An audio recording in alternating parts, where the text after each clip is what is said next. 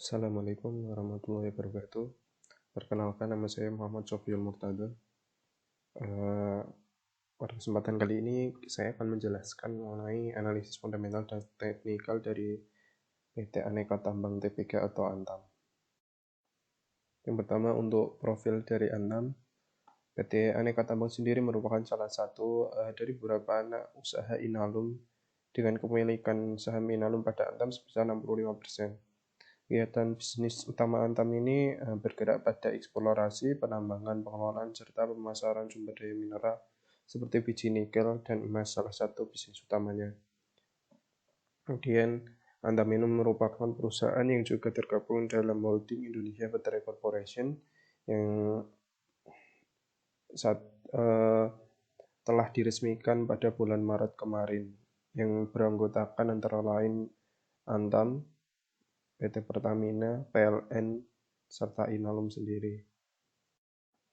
Untuk selanjutnya adalah highlight yang pertama, yaitu mengenai perkembangan IHSG atau Indeks Harga Saham Gabungan. Saat ini IHSG bergerak pada rentang 6 ribuan dan ini mulai menunjukkan pemulihan setelah adanya krisis yang dimana karena adanya terjadi corona atau pandemi, dapat kita lihat mulai terjadi pemulihan di sini setelah munculnya vaksin. Kemudian yang kedua highlight-nya yaitu adalah IBC atau Indonesia Battery Corporation yang merupakan holding yang bisnis utamanya akan memproduksi baterai untuk mobil listrik. Kemudian pada kuartal 1 tahun 2021 ini Antam memperoleh laba 630,3 miliar pada kuartal 1 2021. Penyebab utamanya yaitu adalah karena naiknya harga komoditas dan juga naiknya penjualan Antam karena masyarakat lebih cenderung untuk berinvestasi emas karena lebih aman di kondisi seperti ini, serta karena naiknya permintaan nikel secara global. Baik, selanjutnya untuk makroekonomi. Jadi setelah mengalami krisis yang luar biasa, sejak awal adanya pandemi COVID-19, pertumbuhan ekonomi dunia mulai mengalami pemulihan. Setelah ditemukannya vaksin, pertumbuhan ekonomi dunia berangsur-angsur mulai membaik. Pada tahun 2021 ini Organization for Economic Cooperation and Development atau OECD memproyeksikan pertumbuhan ekonomi dunia berada di atas 5% yang punya nilai lebih tinggi dari tahun 2020 kemarin. Hal ini menjadi sinyal positif yang menandakan mulai adanya pemulihan pada ekonomi dunia. Tingkat inflasi pada 2021 diperkirakan akan meningkat sebesar 3,12% secara tahunan year on year.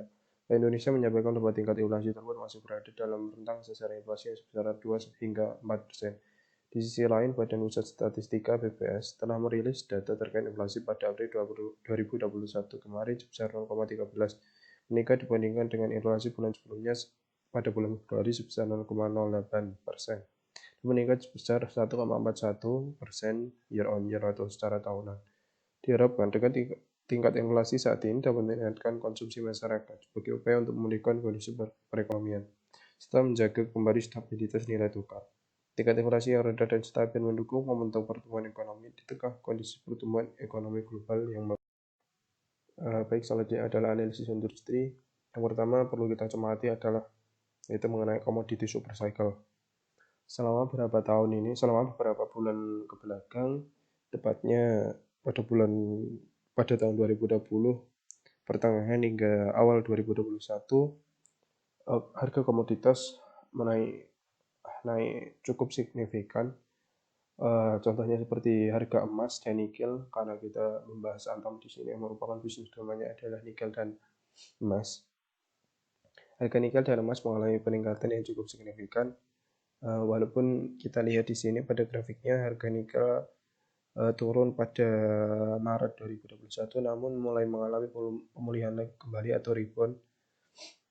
Hal ini menjadi penanda bahwa belum dipastikan bahwa ini komoditi super cycle, namun ini menjadi penanda bahwa akan terjadi komoditi super cycle, yaitu sebuah periode ketika harga komoditas naik secara signifikan melebihi kenaikan harganya yang disebabkan oleh melonjaknya permintaan tanpa diimbangi oleh penawaran dalam berlangsung selama beberapa tahun.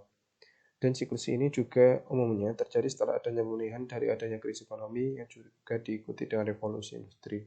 Saat ini revolusi industri juga dapat kita lihat seperti mulai dicanangkannya energi yang lebih ramah lingkungan, yaitu seperti bahan bakar mobil yang kurang ramah lingkungan diganti menjadi mobil listrik dan lain-lainnya. Kemudian selanjutnya adalah kita dapat melihat di sini bahwa terjadi lonjakan permintaan nikel oleh dunia. Dan dengan keyakinan tersebut, Antam melihat peluang kembali menggeliatnya pesanan pasar sumberan karboka pembatasan kegiatan setelah terkait produksi kendaraan listrik dalam kaitannya dengan upaya pengurangan emisi gas buang. Kenapa ferronickel sangat dihubungkan dengan Antam? Karena yang pertama, Antam adalah salah satu holding dari EBC yang dimana nantinya Antam akan menjadi pemasok utama ketika akan buat baterai listrik yang salah satu bahan utamanya adalah nikel. Kemudian ferronickel sendiri merupakan penyumbang pendapatan terbesar kedua bagi Antam setelah emas. Jadi dapat dikatakan nikel ini menjadi salah satu penopang pendapatan bagi Antam. Dan dapat kita lihat juga permintaan nikel di dunia global saat ini mulai meningkat. Selanjutnya adalah competitive advantage. Di bawah ini adalah 10 daftar dari tambang nikel terbesar yang ada di dunia. Pada nomor 6 ini adalah tambang Sangaji yang dimiliki oleh Antam yang berada di Maluku Utara. Antam mempunyai tambang terbesar nomor 6 di dunia dengan kandungan logamnya sebesar 2.099.000 ton yang memiliki kadar 1,70%. Kadar ini dari 10 tambang yang ada yang terbesar di dunia ini, kadar pertambangan Antam mempunyai nilai yang lebih besar di antara semuanya. Kemudian jika kita lihat di Indonesia juga, Antam secara tidak langsung adalah mempunyai tambang nikel terbesar yang ada di dunia, yaitu di wilayah Maluku Utara. Hal ini menjadi competitive advantage karena Antam akan mempunyai cadangan nikel yang lebih banyak. Selanjutnya adalah untuk tentang Indonesia Battery Corporation.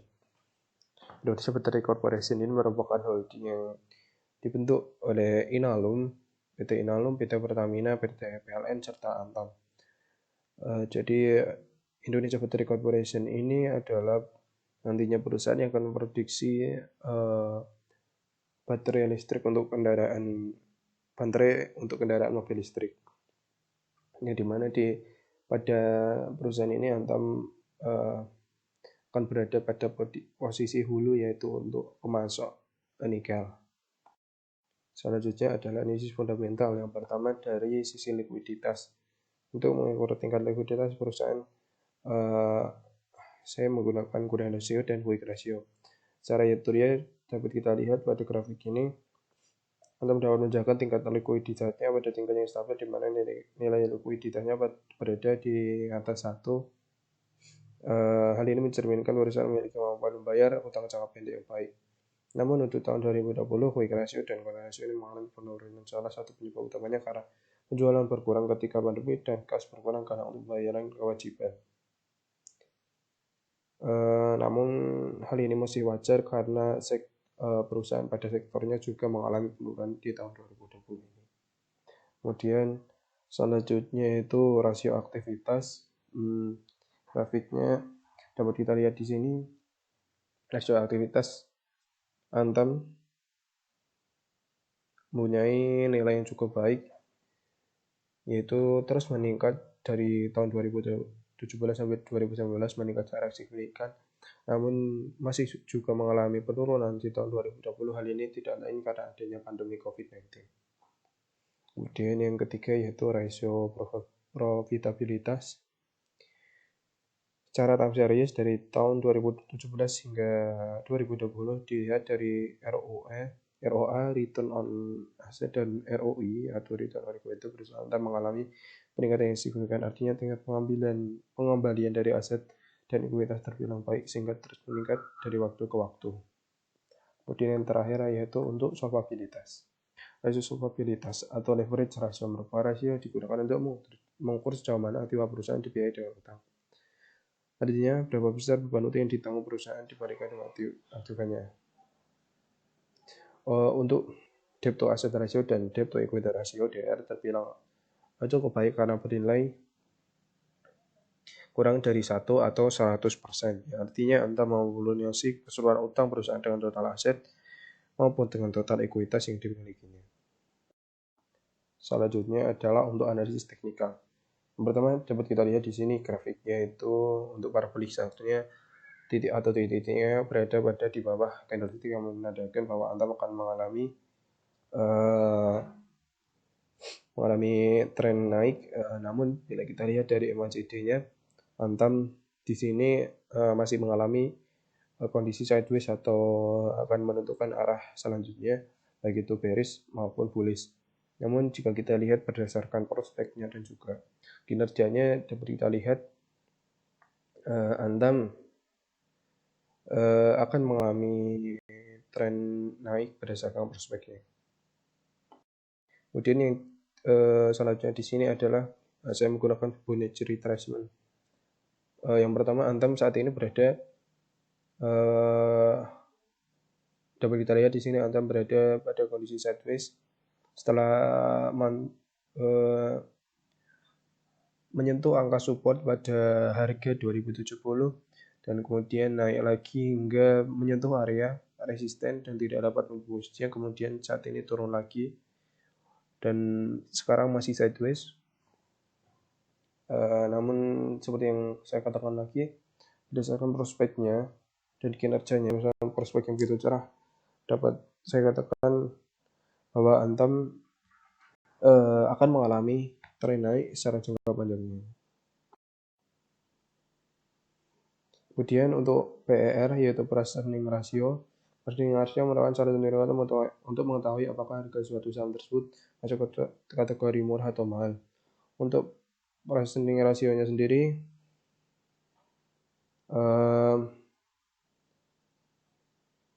Anda mempunyai price earning ratio yang cukup tinggi, namun mulai mengalami penurunan jika kita perhatikan ini yaitu 24,8 itu 2021, kemudian 2022 ada perkiraannya mulai terus menurun. Hal ini menandakan bahwa diproyeksikan Antam dengan harga saat ini akan semakin murah karena kinerjanya diproyeksikan akan mengalami peningkatan seiring berjalannya tahun. Kemudian untuk price to book value-nya juga termasuk rendah, yaitu pada angka 2,69 yang di mana untuk sektornya sendiri berada di kisaran rata-rata 2,4, ya tidak terlalu tinggi. Namun kita lihat juga untuk tahun selanjutnya yaitu 2022 2,51, 2023 berada pada angka 2,15. Untuk kesimpulannya, dapat saya ambil kesimpulan bahwa berdasarkan beberapa analisa yang saya lakukan, saya memutuskan untuk membeli saham Antam. Walaupun bursa saham sempat anjlok akibat pandemi, namun tampaknya pasar saat ini telah menunjukkan adanya pemulihan karena mulai ditemukannya vaksin serta kasus mulai menurun. Walaupun saat ini dilaporkan kasus mulai naik, namun tidak akan sesignifikan pada awal pandemi karena saat ini mulai ada adaptasi dengan kondisi yang baru ini serta mulai ditemukannya vaksin akan membuat pasar semakin pulih. Serta kenapa saya mempertimbangkan Antam, karena yang pertama adalah valuasi. Walaupun valuasi bisa dikatakan nggak murah tapi juga nggak mahal berdasarkan sektornya. Kemudian untuk prospeknya dapat kita lihat prospek Antam sangat cerah yang diikuti dengan adanya revolusi industri terkait mobil listrik. Kemudian Antam ini juga tergabung dalam IBC dengan nilai investasi 9,6 miliar, atau juga digabung dengan salah satu perusahaan lainnya juga investasi di IBC sekitar 7 miliar, berarti digabung sekitar 17 miliar dolar.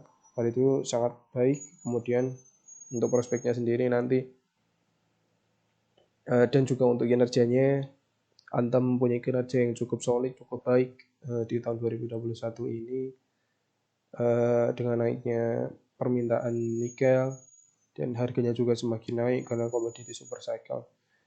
Dapat dikatakan Antam ini dapat dibeli untuk saat ini dan dapat dikoleksi untuk jangka panjang. Namun perlu kita garis bawahi bahwa Antam ini merupakan saham siklus, yaitu saham yang akan mengikuti siklus dari bisnis utamanya yaitu komoditas yang saya sebutkan yang saya sebutkan tadi yaitu komoditi super cycle. Jadi perlu hati-hati nantinya ketika harga komoditas turun, maka dapat dikatakan Antam juga akan mengikuti harga komoditas khususnya yaitu nikel dan emas. Namun secara jangka panjang untuk saat ini masih direkomendasikan beli untuk saham Antam.